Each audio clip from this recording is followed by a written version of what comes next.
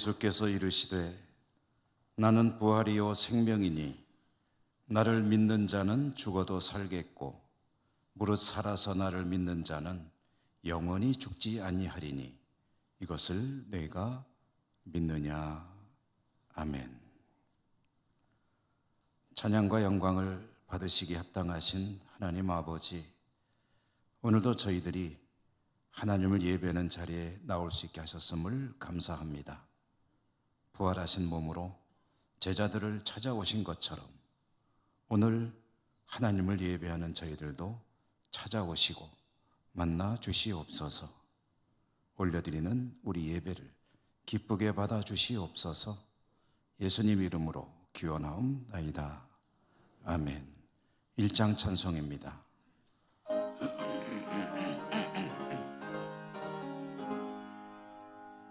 만복의 근원 하나님, 온 백성 찬송 드리고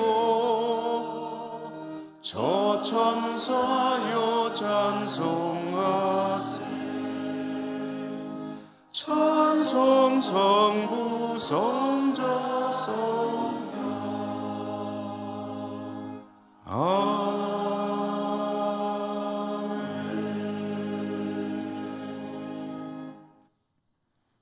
고백의 기도를 드리겠습니다. 은혜로우신 하나님,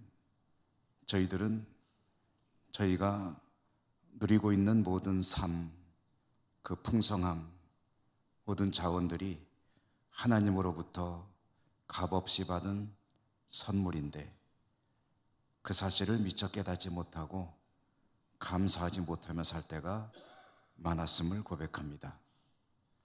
매일 매 순간 살아갈 수 있는 것도 전적으로 하나님의 도우심과 동행하심과 인도하신 가운데 이루어지는 일인데 그 하나님의 은혜를 제대로 깨닫지 못하고 감사하기보다는 불만스러워하며 살 때가 많았음도 고백합니다.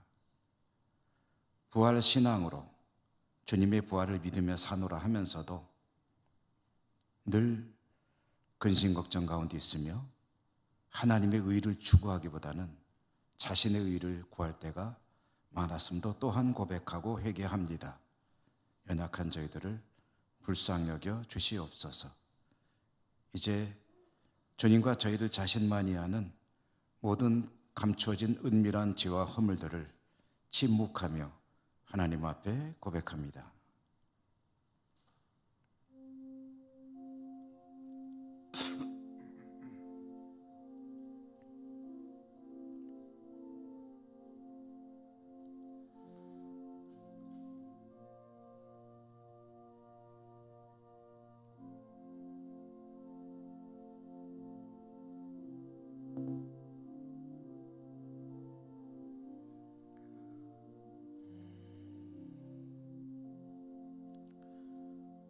하나님의 사조의 말씀입니다.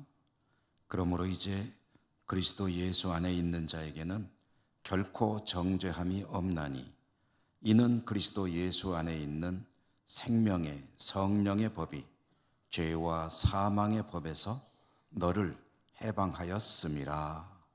아멘. 성시교도 교동문 134번 부활절 두 번째 교동문입니다. 내가 받은 것을 먼저 너희에게 전하였노니 이는 성경대로 그리스도께서 우리 죄를 위하여 죽으시고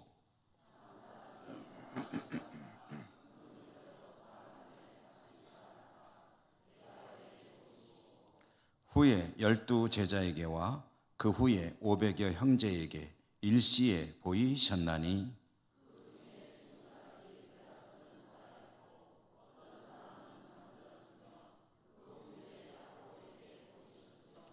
그 후에 모든 사도에게와 맨 나중에 만삭되지 못하여 난 자 같은 내게도 보이셨느니라.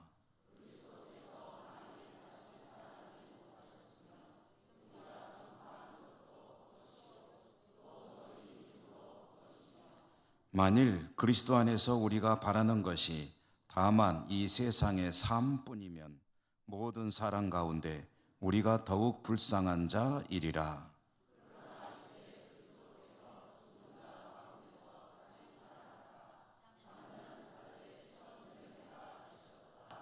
아멘.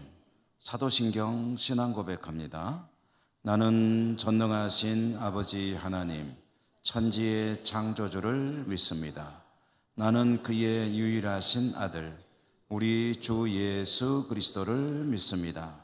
그는 성령으로 잉태되어 동정녀 마리아에게서 나시고 본디오 빌라도에게 고난을 받아 십자가에 못 박혀 죽으시고 장사된 지 사흘 만에 죽은 자 가운데서 다시 살아나셨으며 하늘에 오르시어 전능하신 아버지 하나님 우편에 앉아 계시다가 거기로부터 살아있는 자와 죽은 자를 심판하러 오십니다. 나는 성령을 믿으며 거룩한 공교회와 성도의 교제와 죄를 용서받는 것과 몸의 부활과 영생을 믿습니다. 아멘. 찬송가 285장입니다.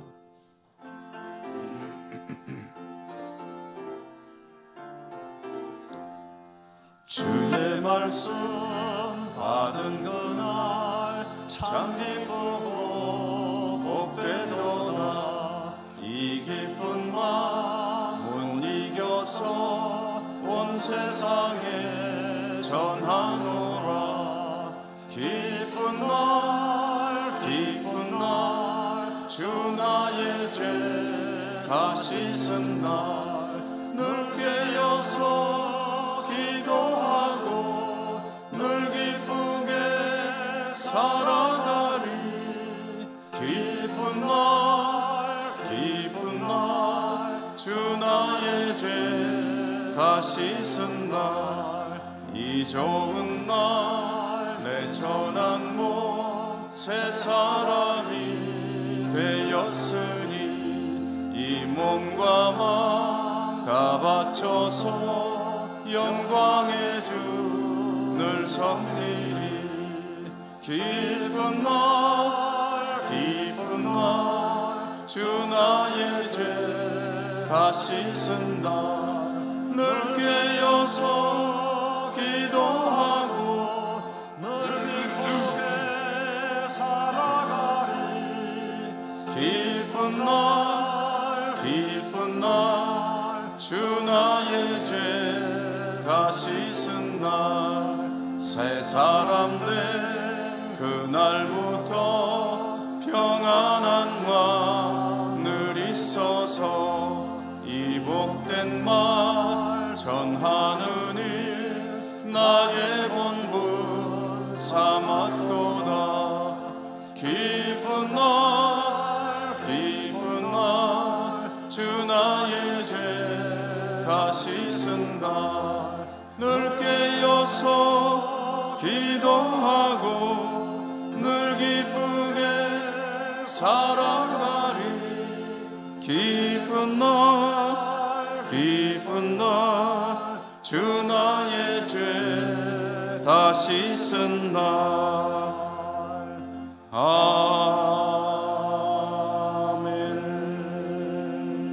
아멘. 권세문 장로님 기도 인도하시겠습니다.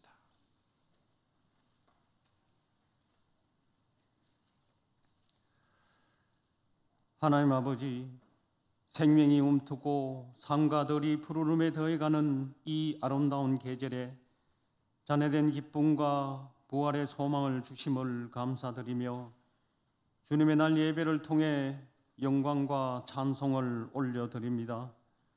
오늘도 모든 성도님들에게 함께하여 주셔서 말씀의 풍성한 꼴을 허락하여 은혜 받게 하여 주시고 주님의 사랑 안에 바로 서지 못하고 순간순간 세상의 마음을 빼앗기고 살았던 저희들의 모습을 돌아보며 회개하오니 새롭게 회복하고 결단하는 시간이 되게 하여 주시고 이 세상에서 하나님의 미랄이 되어 많은 열매가 맺혀지는 믿음의 삶을 살게 하여 주시옵소서.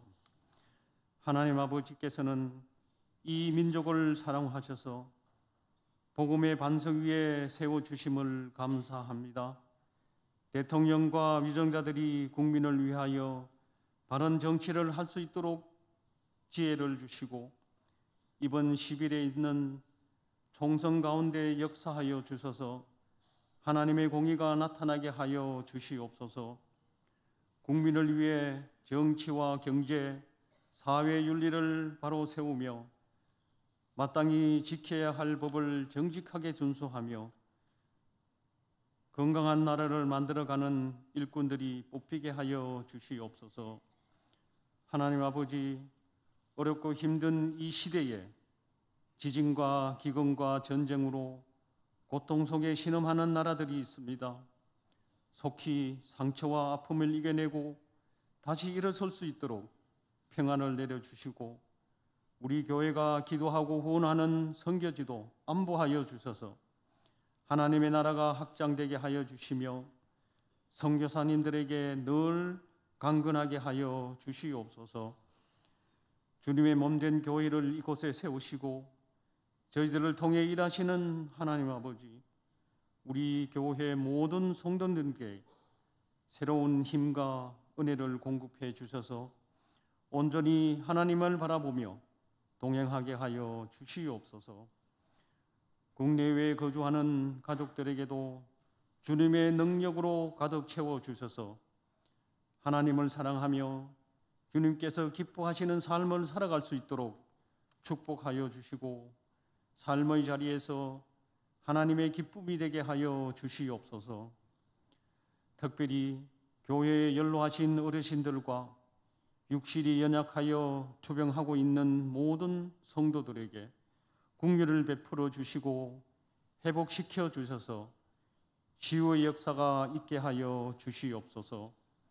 교회를 위해 늘 수고하시는 교육자님들께 함께 하셔서 맡기신 사역을 잘 감당할 수 있도록 인도하여 주시고 말씀을 선포하시는 위원 목사님께 성령의 능력으로 함께하여 주시옵소서. 이 시간 예배 올려드리는 모든 성도님들을 축복하여 주시고 하나님께서 임재하시는 예배가 되기를 원합니다. 주님의 성호를 높여드리는 호산나 찬양대의 찬양과 하나님의 나라를 위해 헌신하고 몸된 교회를 섬기는 모든 성도님들을 통해 영광 받으시기를 원하며 부활이요 생명 되시는 예수님의 이름으로 감사하며 기도드립니다. 아멘.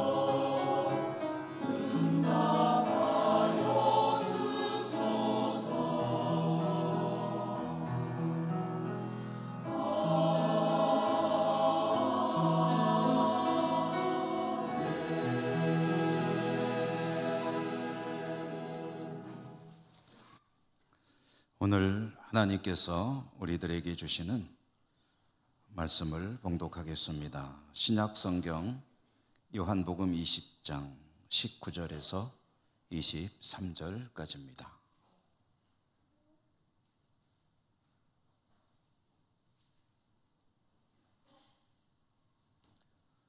이 날 곧 안식 후 첫날 저녁 때에 제자들이 유대인들을 두려워하여 모인 곳에 문들을 닫았더니 예수께서 오사 가운데 서서 이르시되 너희에게 평강이 있을지어다.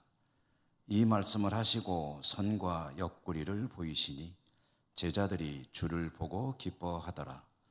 예수께서 또 이르시되 너희에게 평강이 있을지어다.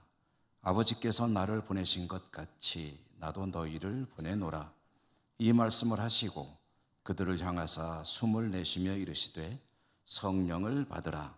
너희가 누구의 죄든지 사하면 사하여질 것이요 누구의 죄든지 그대로 두면 그대로 있으리라 하시니라. 아멘. 호산나 찬양대 하나님께 찬양 올려드립니다.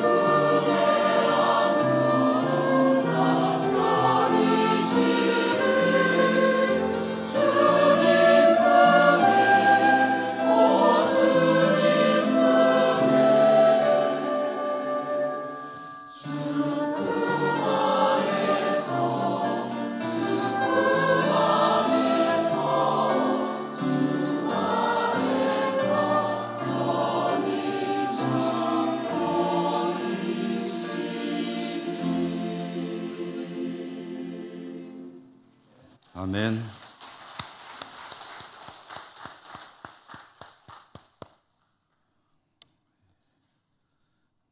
부활절 둘째 주일 하나님을 예배하는 여러분들 진심으로 축복합니다. 은혜가 풍성하시기를 기원합니다. 오늘 평강이라는 제목으로 함께 말씀을 나누겠습니다.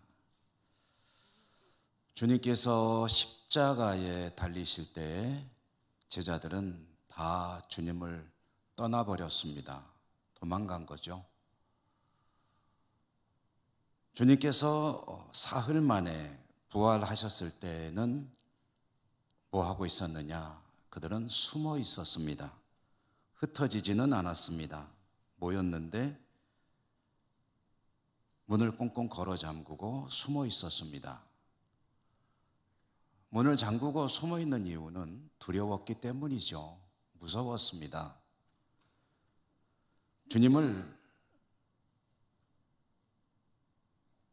잡아들이고 또 모진 고문을 가하고 십자가에 처참하게 죽게 한 그들, 막강한 힘을 가진 그들이 이어서 주님처럼 자신들도 붙잡아 고문하고 죽이고 하는 이런 일을 하지 않겠느냐 하는 생각을 하면 두려워서 견딜 수가 없었던 거죠.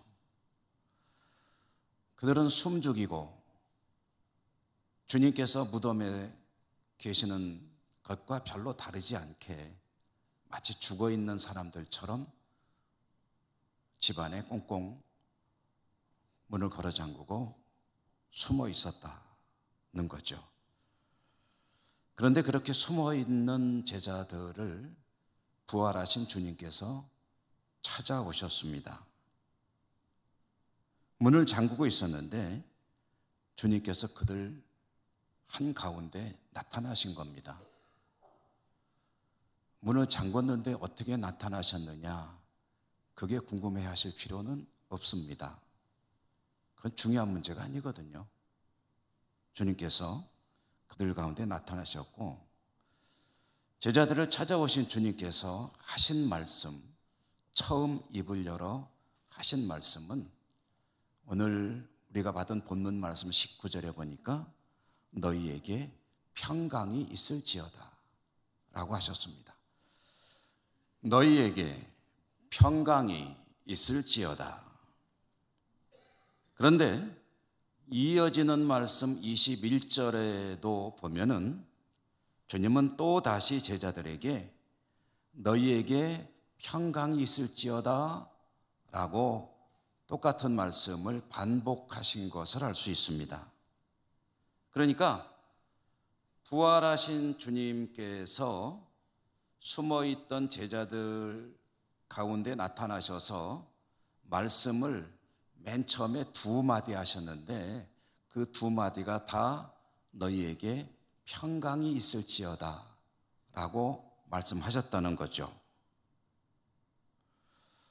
여러분, 제가 성경을 읽을 때 우리가 이런 것들은 유념해야 됩니다 라고 말씀드리는 것들 중에 똑같은 내용이 이어서 반복될 때는 거기에 상당히 강조하는 의미가 들어있는 겁니다 라고 말씀을 자주 드리죠.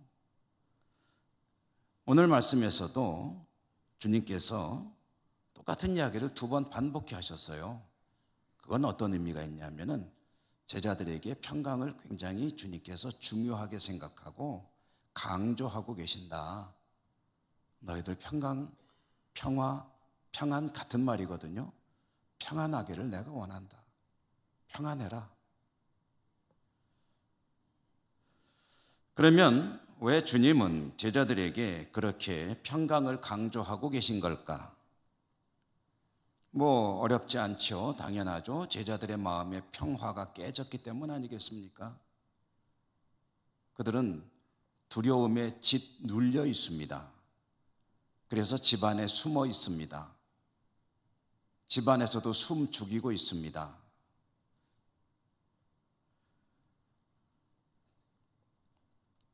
두렵기 때문이었습니다. 주님을 잡아 죽인 사람들이 두렵고 주님의 그 처참한 죽음이 두려웠습니다. 주님을 죽였으니 이제 주님을 따르는 자신들에게도 그들의 어떤 그 위협이 다가오지 않겠느냐 하는 생각을 자연스럽게 하게 되었고, 그러니 도망쳤고 숨어 있고 두려움에 벌벌 떨고 있는 것이다. 자, 여러분, 이렇게 두려워 떨고 있는 제자들, 그들은 어떻게든 이 두려움을 극복해야 합니다. 그렇지 않습니까? 이 두려워 떠는 삶을 계속해서 살 수는 없잖아요. 사람이 어떻게 무서움에 짓눌려가면서 마음속에 두려움을 가득 안고 계속 살아갈 수가 있겠습니까? 그들은 어떻게든 이 두려움을 극복해야만 하는데 문제가 뭐냐면 이 두려움을 극복할 수 있는 뭔가 방법이 있느냐 하는 거죠. 그들이라고 이러고 싶어서 이러겠습니까? 상황이 이렇기 때문에 어쩔 수 없는데, 그러면 어떻게 이 두려움을 극복할 수 있겠느냐?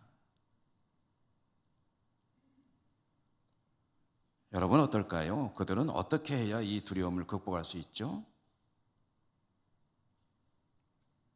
혹시 이런 경우를 생각해 볼 수 있겠습니다.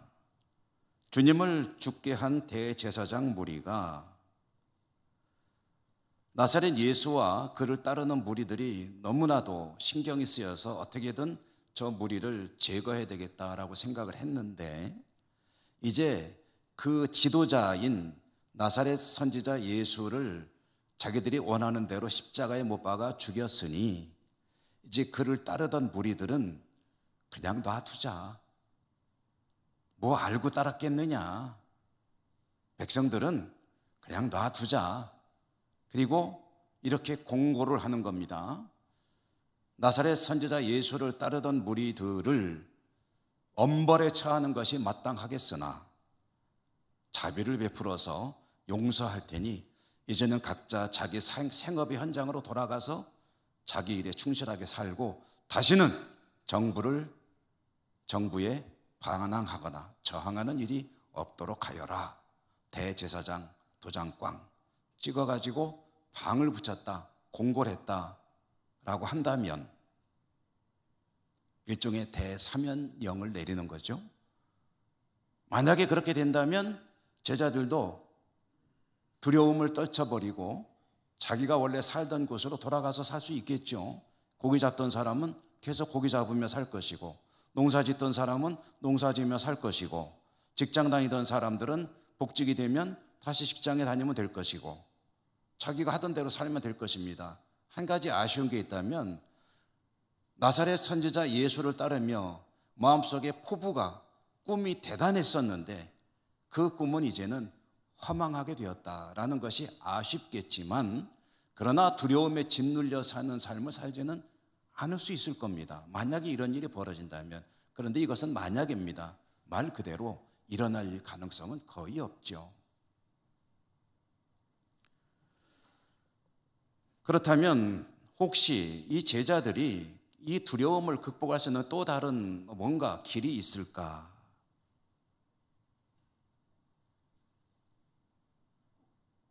한 가지 길이 있습니다. 그것은 주님의 말씀을 기억하고 그 말씀을 믿는 것입니다. 주님은 이런 상황에 대해서 이미 제자들에게 예고하신 바가 있었습니다. 인자가 예루살렘에 가면 대제사장과 장로들에게 핍박을 받고 붙잡히고 모진 시련을 당하고 죽임을 당할 것이다. 그러나 사흘 만에 다시 살아날 것이다. 말하자면 주님의 순환과 이어지는 죽음과 부활에 관한 이야기를 제자들에게 미리 예고를 하셨다는 거예요. 복음서를 읽어보면 이 주님의 순환과 십자가, 부활에 대한 예고는 최소한도 3차례가 이루어졌습니다. 실제로 3차례만 하셨는지 아니면 그보다 더 많이 하셨는데 3번만 기록한 것인지는 정확히 우리는 알지 못하지만, 그러나 성경이 3차례 주님께서 자신의 순환과 죽음, 부활에 대해서 예고를 하셨다는 것은 가지는 의미가 있습니다. 이것도 역시 성경을 읽을 때 우리가 자주 기억하고 읽는 동안에 적용을 해야 된다라고 말씀드리는데요. 성경에서 이 3이라고 하는 숫자가 가지는 의미입니다.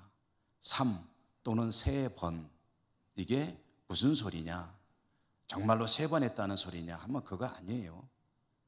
성경이 전하려는 의미는 3이라는 숫자는 말이죠, 이거는 꽉 찼다는 뜻입니다. 완전수라고 하죠. 충분하다는 뜻이거든요. 그러니까 주님께서 제자들에게 자신이 어떤 일을 겪게 될 것인지를 아주 충분히 제자들이 이해할 수 있기에 충분히 예고를 하셨다는 뜻입니다. 따라서 제자들이 주님의 이 예고의 말씀을 진지하게 듣고 이해하고 받아들이고 믿었다고 한다면 지금 이 상황이 물론 무섭겠죠. 무섭겠지만 이 정도로 짓눌려 있지는 않았을 것이다. 희망이 있으니까.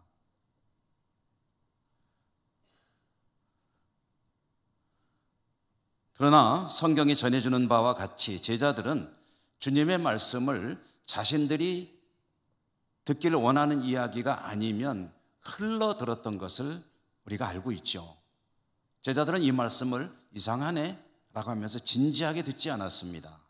그 말씀의 뜻을 새겨보려고 노력하지도 않았습니다. 그저 듣고 그랬나?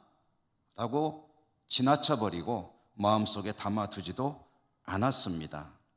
혹시 알아들었다고 해도 그들은 이 말씀을 따르고 싶지 않았을 것입니다. 자신들이 원하는 방향이 아니거든요.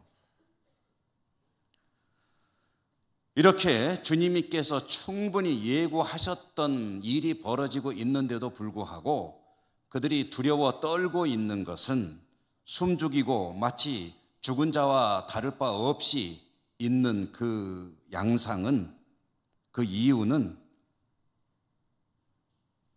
주님의 말씀을 새겨듣지 않았기 때문입니다. 그러므로 두려워하고 있습니다. 희망이 없습니다. 절망입니다. 죽음 가운데 있는 거나 다를 바가 없는 거죠.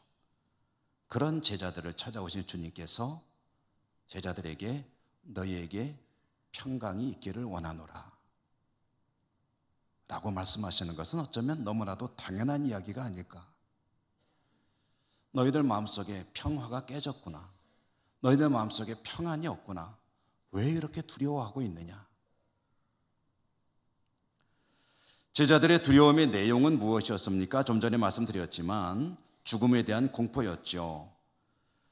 죽는다는 것에 대한 두려움, 그리고 그들을 원하기만 한다면 군대를 동원해서 죽음으로 몰고 갈 수 있는 그 막강한 힘을 가진 사람들, 그 사람들이 두려웠죠. 어쩌면 죽음 그 자체보다 그 사람들이 더 무서웠을 것입니다. 사람이 무섭죠. TV를 보다가 보았던 장면 중에 기억나는 게 있습니다. 각 분야에서 일하는 사람들을 초청해가지고 진행자가 대담을 하는 그런 프로그램인데 한번 이렇게 보는데 법의학자를 초청을 한 거예요. 법의학자는 국립과학수사연구소라고 하는, 보통 국과수라고 부르죠. 거기에서 죽은 사람들의 시신을 부검해서 또는 뭔가 연구를 해가지고 그 사람의 신분을 밝혀내거나 또는 이 사람이 어떤 상황에서 어떻게 죽었는지를 밝혀내는 그런 일을 하는 분들이죠. 법의학자. 근데 거기에 이제 초대된 분하고 이제 이런저런 얘기를 하는데 여성이더라고요. 법의학자로 오신 분이. 그러니까 이제 진행자가 물어보는 거죠. 시신을 계속 만지는데 하루에 많으면 10번 한대. 10건. 적으면은 2-3건. 그렇게 하는데 무섭지 않느냐고. 시신을 매일 만지는 건 얼마나 무서운 일이겠습니까? 여러분도 무서워하는 게 보입니다. 눈을 동그랗게 뜨신 분들이 계세요. 무섭지 않느냐 하고 그분에게 이제 질문을 한 거죠. 그랬더니 그분이 대답하는 말이 죽은 사람이 뭐가 무서워요? 산 사람이 무섭지. 죽은 사람이 나에게 무슨 해코지랍니까? 산 사람이 무섭죠. 그러고 보니까 정말 죽은 사람은 별로 무서울 게 없어요. 그렇죠? 살아있는 사람이 무섭지. 길 가다가 껌껌한 골목길을 가는데 아무도 없는데 나 혼자 가는데 별도 없고 달도 없는 밤인데 나 혼자 가고 있는데 저쪽에서 덩치가 이만한 사람이 흉기처럼 보이는 걸 하나 들고 오고 있다고 생각해 보세요. 산 사람이 무섭다. 제자들이 지금 그런 거예요. 죽음에 대한 두려움, 죽음을 가져오는 상황에 대한 두려움, 이것은 인간이 가지는 사실은 가장 큰 두려움입니다. 그래서 공포라고 해도 되겠죠. 공포. 이보다 더 큰 공포가 있을까요? 죽는 것보다 더 무서운 게 있을까요? 그런데 죽음에 대한 공포로 짓눌려 있는 그들에게 너희에게 평강이 있기를 원하노라, 평화를 되찾기를 원하노라. 왜 그렇게? 이 말은 이렇게 풀어서 말할 수 있겠죠. 무엇을 그리 두려워하느냐? 죽음이 두려우냐? 두려워하지 마라. 나를 보아라. 내가 죽음을 이기지 않았느냐? 사망 권세를 내가 극복하지 않았느냐? 내가 말한 대로 되지 않았느냐? 내가 전에 예고한 대로 죽었지만 사흘 만에 살아났으니 내가 부활한 것처럼 너희도 부활할 것이야. 죽음을 그렇게 두려워하지 마라. 평화를 되찾아라. 주님께서 제자들에게 평강을 기원하셨는데 강조하시면서 2번 말씀하셨다고 했잖아요. 이 2번 말씀하신 게 오늘 우리가 받은 본문의 19절과 21절에 있습니다. 이 19절과 21절 사이에는 20절이 있습니다. 20절 말씀에 보니까 이 평강의 말씀을 처음 꺼내고 2번째 꺼내시기 그 중간에 주님께서 하신 행동이 한 가지가 있어요. 그 행동이 무엇이냐 하면은요, 20절에 보니까 이 말씀을 하시고 손과 옆구리를 보이시니 라고 했습니다. 손과 옆구리를 보이셨다는 거예요. 손과 옆구리를 보이시는 주님의 행동이 가지는 의미가 무엇이겠습니까? 왜 그러셨을까요?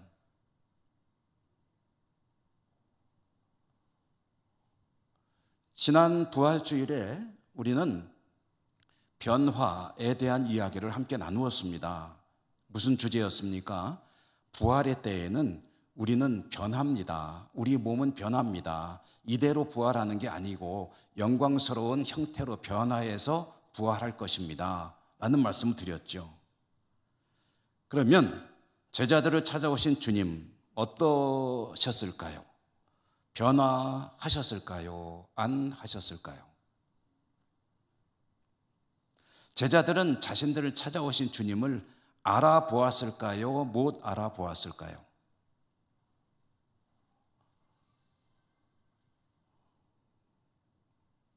알아보았을까요? 못 알아보았을까요?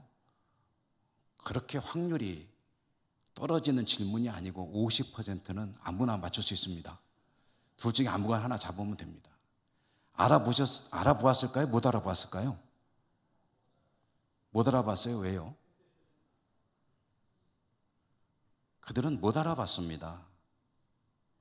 여러분, 못 알아본 상황을 또 한 가지 얘기를 우리가 성경에서 찾아보면 주님이 부활하시고 제자들을 찾아오시기 전에 또 2사람의 제자를 먼저 만난 일이 있습니다. 그게 누굽니까? 어디로 가던? 엠마오로 가던 2 제자. 주님이 엠마오로 가던 2 제자, 이 2 제자는 어떤 사람이냐면 12 제자에 속하는 사람들은 아닙니다. 그렇지만 주님을 따르던 제자인 것은 맞습니다. 그러니까 주님과 상당히 친밀한 사이라고 해야 되겠죠. 이 2 사람이 길을 가는데 누가 나타났어요. 그래서 엠마오로 가는 그 길을 계속해서 동행합니다. 동행하는데 이 2 제자가 주님을 알아봤습니까? 못 알아봤습니까? 한동안에 계속해서 못 알아보다가 주님께서 떡을 떼어주시고 잔을 주시고 할 때 그때 비로소 알아봅니다. 주님의 특징이 나타날 때에 알아봤다는 거죠. 왜 못 알아봤죠? 변하셨으니까. 숨어있던 제자들도 주님을 알아보지 못했습니다. 그 알아보지 못한 제자들에게 주님은 자신이 말씀하신 대로, 예고하신 대로 못 박혔다가 죽으셨다가 살아나신 주님이라는 것을 확인시켜 주셔야 합니다. 왜요? 그래야 죽었다가 살아났다는 것을 믿을 것이고, 그래야 사망 권세를 극복했다는 것을 제자들이 깨닫게 될 것이고, 그래야 두려움을 극복할 수 있고 평강이 회복될 것이기 때문입니다. 주님은 제자들에게 손과 옆구리를 보여주셨어요. 그래서 제가 이 장면을 나타내는 그림 하나를 찾아봤더니 네덜란드죠. 유명한 성화를 많이 그리신 화가인 렘브란트라고 하는 분의 그림 속에 저런 그림이 있더라고요. 저도 찾아보다가 이번 처음 봤는데, 이 그림은 요 다음 장면인 도마를 주님께서 보여주시는 것을 소재로 한 그림인데, 뭐 상황은 비슷한 거죠. 이렇게 주님께서 보여주셨다는 겁니다. 제자들은 이때 비로소 지금 여기 나타나신 이 분이 바로 사흘 전에 십자가에서 죽으신 우리 주님이시구나 하는 것을 깨닫게 되었습니다. 비로소 알아본 것이죠. 주님의 부활을 깨닫고 주님을 알게 되었을 때, 그때 그들에게 어떤 일이 일어났느냐. 그런데 여러분, 주님이 제자들을 찾아오셨을 때 제자들이 주님을 알아보지 못했다는 것, 이것은 굉장히 중요한 그림을 담고 있는 내용입니다. 이 모습, 여러분, 누가 찾아왔다고요? 주님이, 자기들의 스승이, 자기들의 모든 것을 걸었던 그 주님이 죽었다가 다시 찾아왔지만 제자들은 못 알아봤어요. 이것은 요한복음이라고 하는 성경이 계속해서 이야기하는 내용입니다. 요한복음은 처음부터 그런 이야기로 시작이 됩니다. 요한복음은 처음에 어떻게 시작이죠? 태초에 말씀이 계시니라. 이 말씀이 하나님과 함께 계셨는데, 그 세상 모든 것을 지으신 하나님이 빛으로 이 땅에 오셨다. 그런데 빛이 어둠의 빛이 돼 어둠이 빛을 깨닫지 못하더라. 세상을 지으신 하나님이 그 피조의 세계에 찾아오셨는데 세상이 그를 알아보지 못하는 거예요.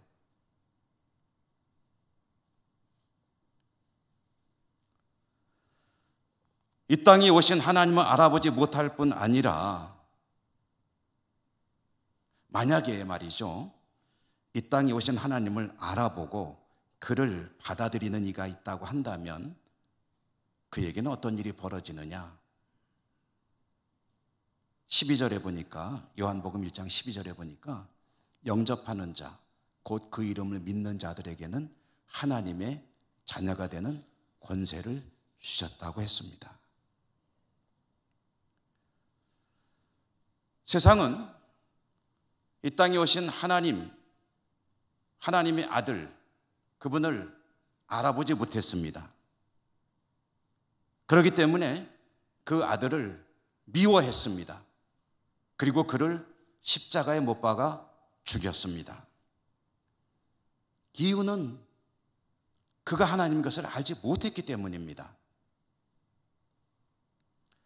제자들도 하나님을, 주님을 알아보지 못했습니다. 그런데 이제 알게 됐습니다. 손과 옆구리를 보고 그가 바로 자신들의 주님이라는 것을 깨닫게 된 거죠. 그렇게 알게 되었을 때 그들에게 일어난 일이 무엇인가? 오늘 성경 20절에 보니까 이 말씀을 하시고 손과 옆구리를 보이시니 제자들이 주를 보고 기뻐하더라. 아멘. 그들은 기뻐했습니다.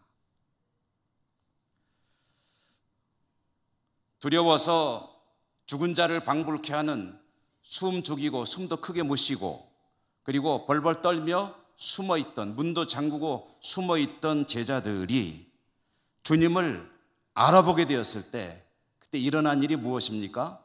두려움이 물러갔습니다.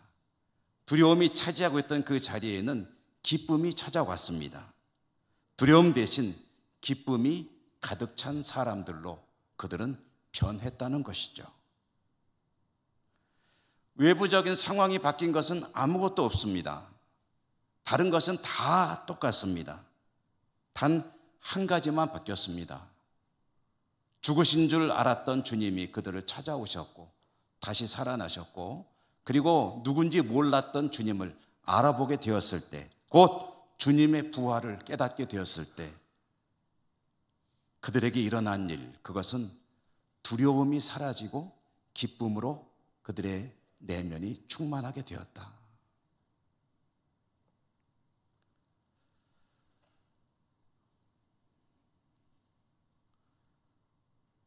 제자들의 기쁨은 주님께서 주시는 평강의 한 단면입니다.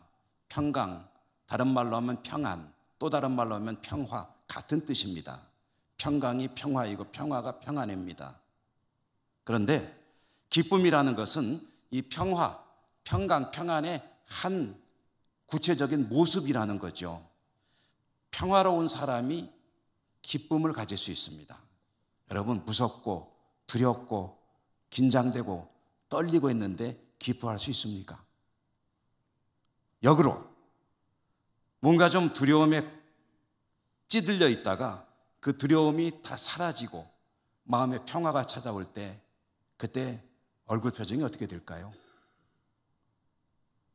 그런 의미에서 여러분들에게는 아직 평화가 안 찾아오신 것 같습니다.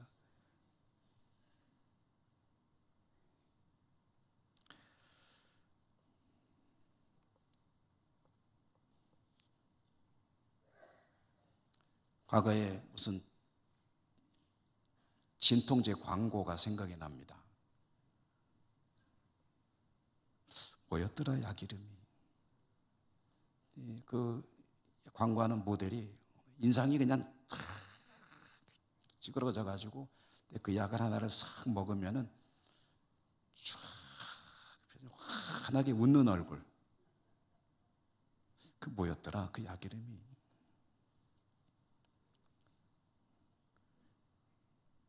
세 글자였었는데. 여러분, 평화, 평강, 평안은 기쁨을 가져옵니다. 얼굴에 미소가 찾아오게 됩니다. 여러분 얼굴에 미소가 찾아오시기를 축복합니다. 평강은, 주님 주시는 평화는 모든 공포를 이겨낼 수 있는 능력의 원천입니다. 어떤 공포도 이겨낼 수 있는 힘입니다. 그 평강이 제자들에게 어떻게 주어졌는가, 어디에서 왔는가? 부활하신 주님을 만나고 주님을 확인할 수 있게 될 때에 제자들에게서 두려움은 떠나가고 주님께서 주신 평강이 찾아왔습니다. 중요한 것은 주님을 만나는 것입니다.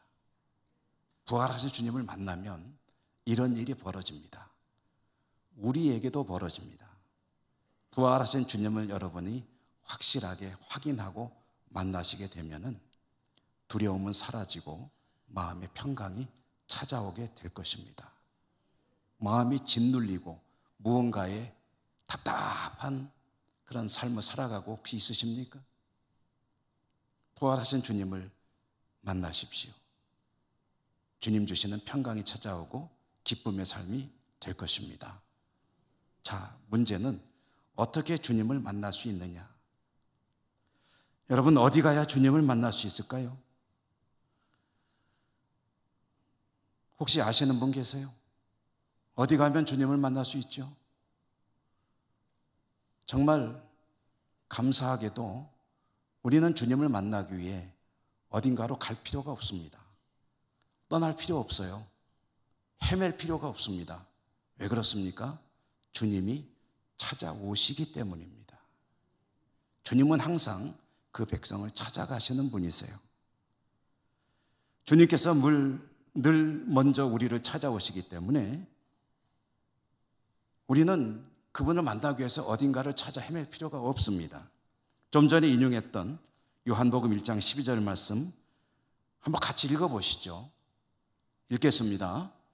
영접하는 자, 곧 그 이름을 믿는 자들에게는 하나님의 자녀가 되는 권세를 주셨다. 영접하는 자, 저나 여러분이 영접하는 자입니다. 영접은 누가 하는 겁니까? 찾아가는 이가 하는 겁니까? 방문을 받은 이가 하는 겁니까? 방문을 받은 이는 영접하면 됩니다. 영접하는 것은 우리의 일이고 찾아가는 것은 하나님의 일입니다. 그러므로 영접만 잘하면 됩니다. 영접이 뭐죠? 받아들이는 거죠. 영접은 오늘 말씀으로 풀어보면 구체적으로 무엇이 영접입니까? 주님을 영접하는 게 뭡니까? 주님을 내 마음을 열고 받아들이는 건가요?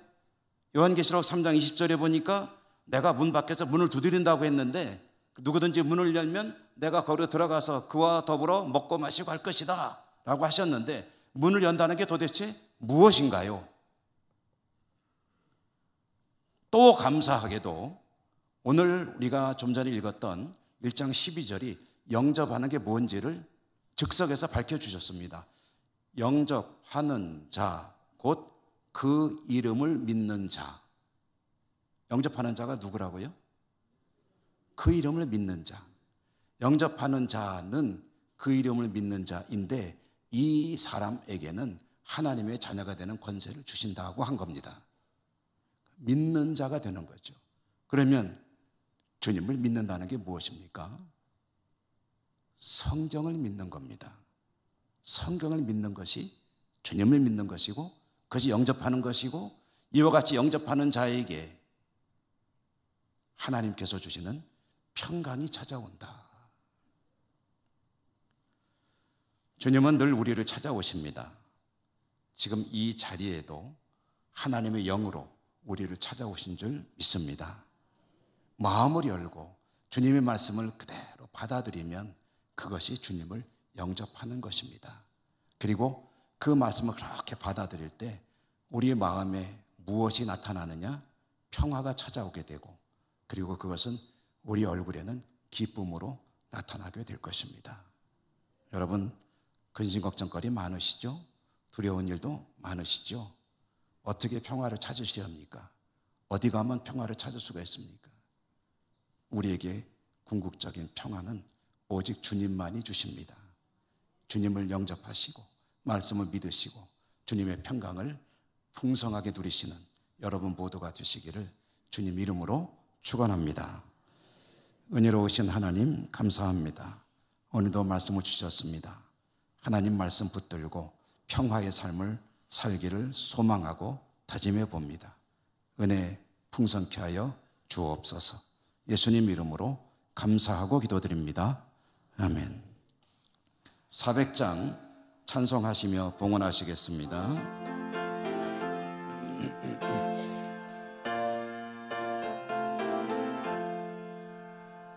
험한 시험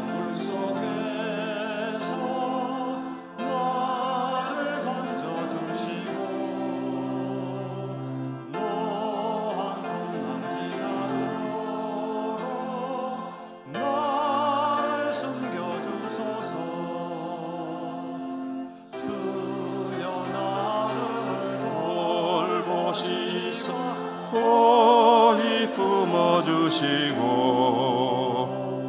험한 풍파 지나도록 나를 숨겨주소서. 권세 능력 무한하사 모든 시험 이기고 풍랑까지 다스리는 주님 앞에 비오니 주여 나를 돌보시사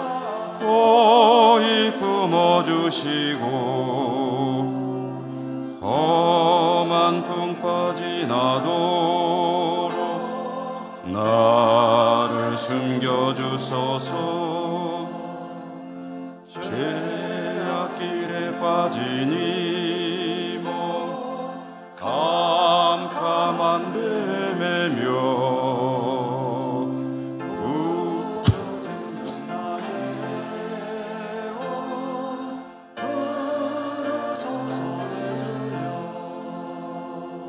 주여 나를 돌보시사 고이 품어주시고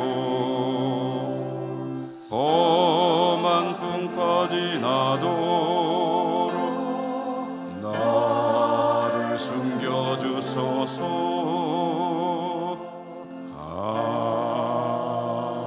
아멘.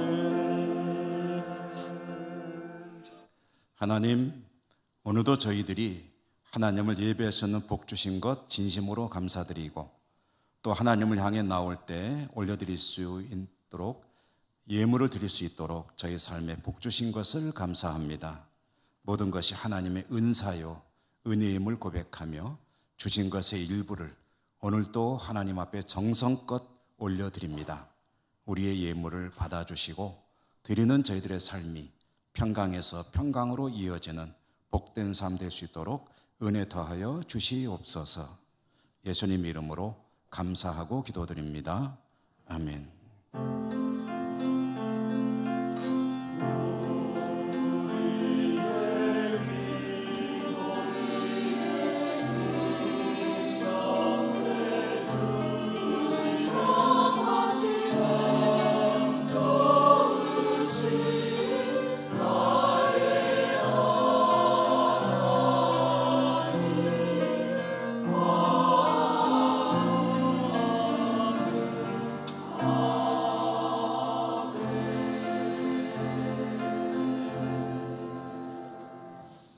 교회 소식입니다. 다음 주 오후 찬양 예배는 찬양대 헌신 예배입니다. 월삭기도회가 내일 새벽에 본당에서 있습니다. 우리 교우들의 많은 참여를 바랍니다.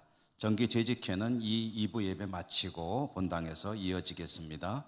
중보기도 사역자 모임은 1시, 오늘 오후 1시에 세미나실에서 있습니다. 제81회 영주노회가 4월 9일 내일 모레죠. 화요일 오전 9시 30분 안동 서부교회당에서 있습니다. 장로 총대로 주보에 있는 대로 5분의 장로님과 또 저와 우리 부목사님이 총대로 다녀오게 되겠고요.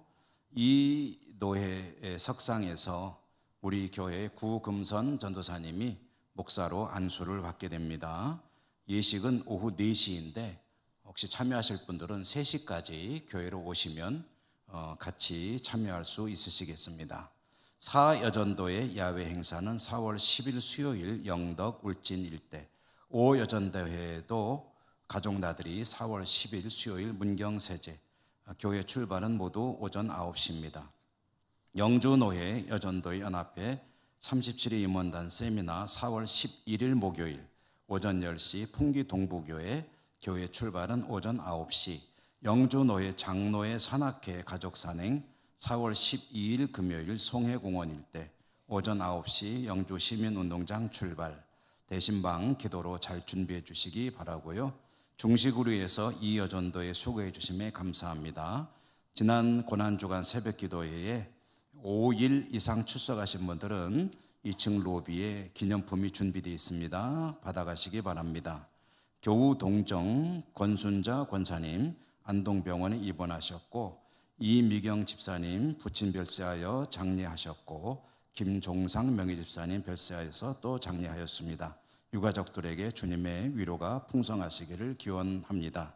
우리 교회의 김동훈 집사님은 이번 총선에 자유통일당 기호 7번으로 후보 등록하셨다는 소식도 전해드립니다. 우리 곁에 계신 분들하고 인사하시며 일어나겠습니다. 사랑합니다. 축복합니다.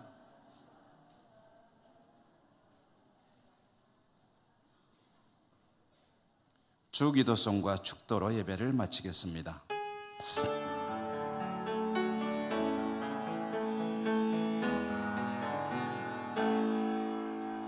하늘에 계신 아버지 이름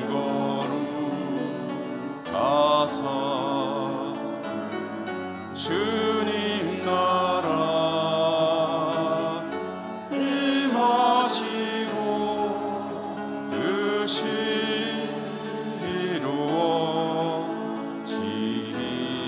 이루어지리이다.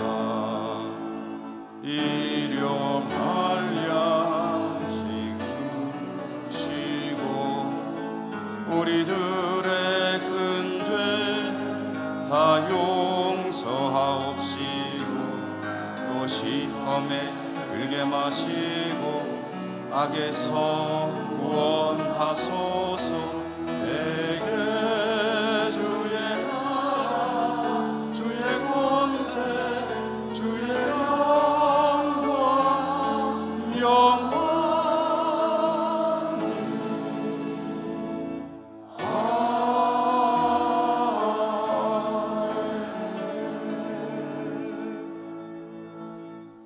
하나님, 주의 백성들이 오늘도 하나님을 예배하고 다시 저들의 삶의 현장 세상으로 나갑니다.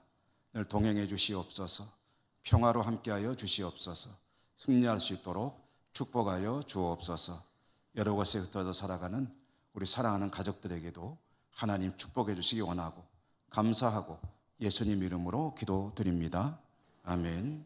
주 예수 그리스도의 은혜와 하나님 사랑과 성령님 동행하심이 예배하고 삶의 자리로 나가는 주의 백성들 머리머리 위에와 저들의 모든 소망 기도 제목 위에 그리고 삶의 현장 위에 항상 함께 하시옵기를 축원하옵나이다. 아멘.